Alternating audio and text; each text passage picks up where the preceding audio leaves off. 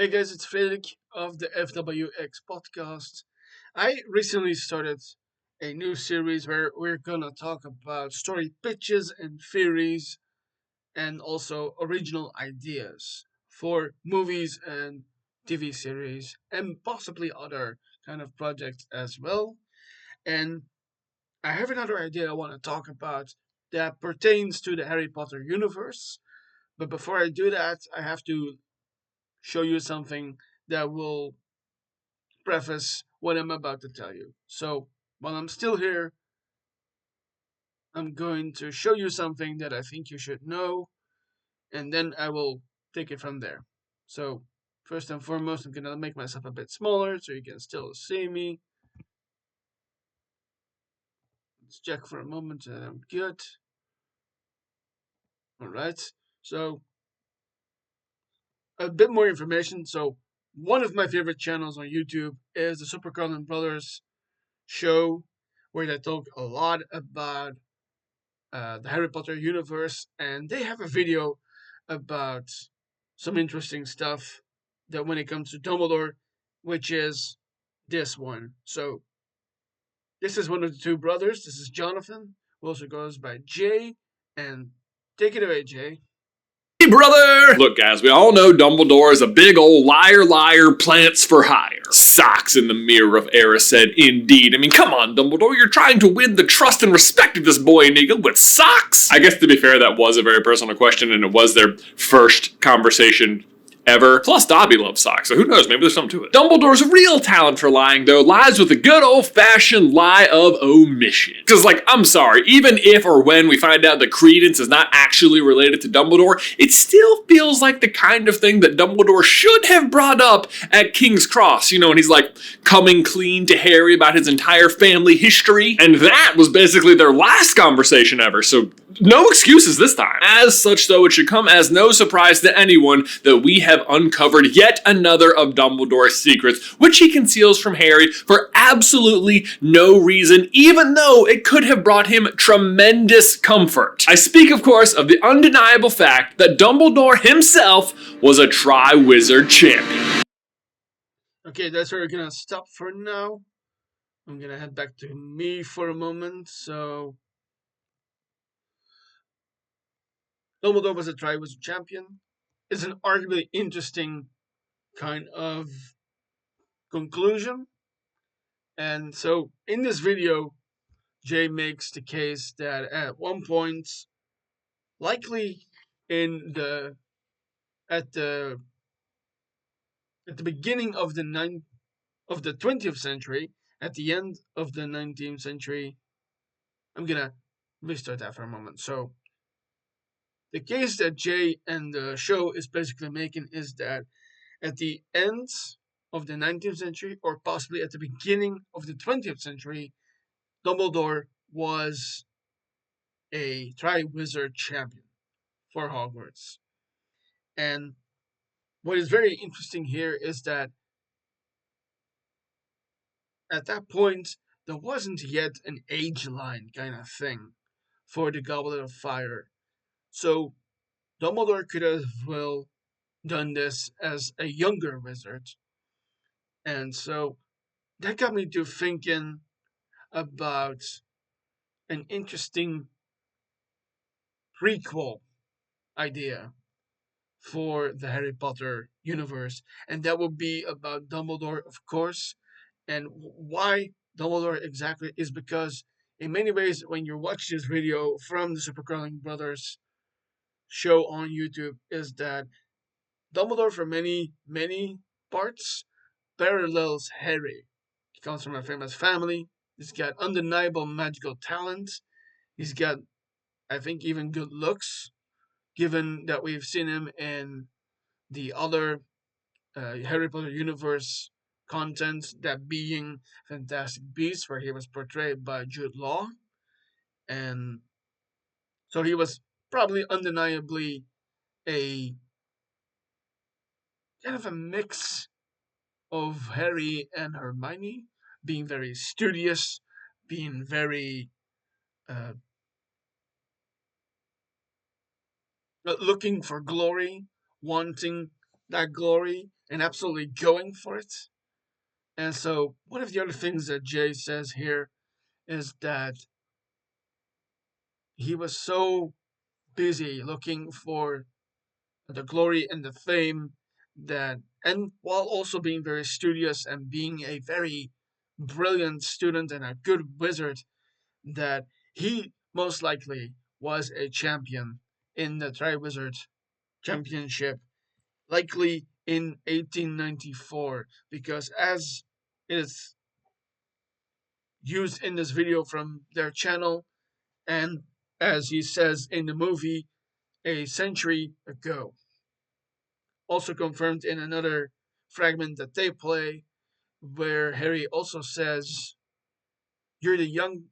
But no, I'm gonna preface this a bit better. So there's a fragment from I think the first movie where Ron says to Harry, "You're the first and you're the youngest Quidditch player in a century."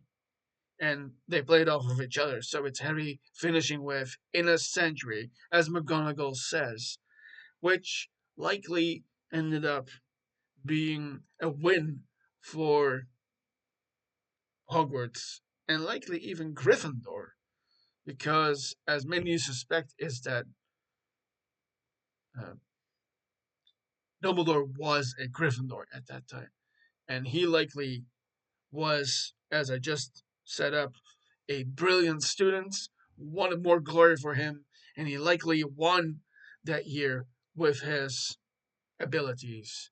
And also interesting that Jay and the show points out here is that during that time there was another famous wizard in a competing school that was absolutely crucial for that time, that likely came in touch in or in started to admire Dumbledore for who he was. And I'm of course speaking of Grindelwald. I was almost gonna mispronounce that name for a moment, but no. So I thought of this as an interesting idea as a prequel, and in fact I posted that as a comment on this video from Super Colin Brothers video, is that this would be such an interesting prequel idea that could be done. That would tell us more about Hogwarts at that time and the world at that time, while also being like,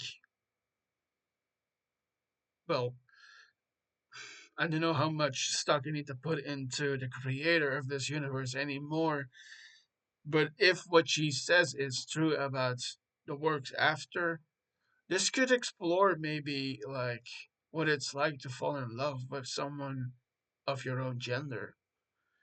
And that could be an interesting aspect of that. That, but let's set the premise for a moment. So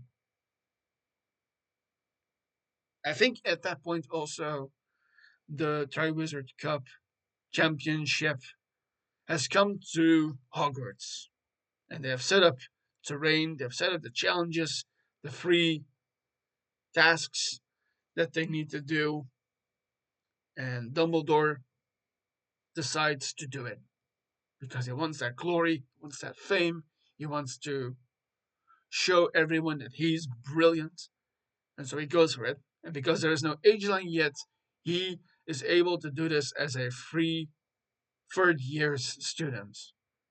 And while he does it and finishes brilliantly in those rankings, in the tasks that are taking place, Grindelwald is there not as a champion himself, but maybe somebody else from his year who could be an interesting character to be a an interesting figure who sees what is happening between his classmates Grindelwald, Gellert, and Albus Dumbledore from Hogwarts. And this could be a very interesting prequel, to say the least.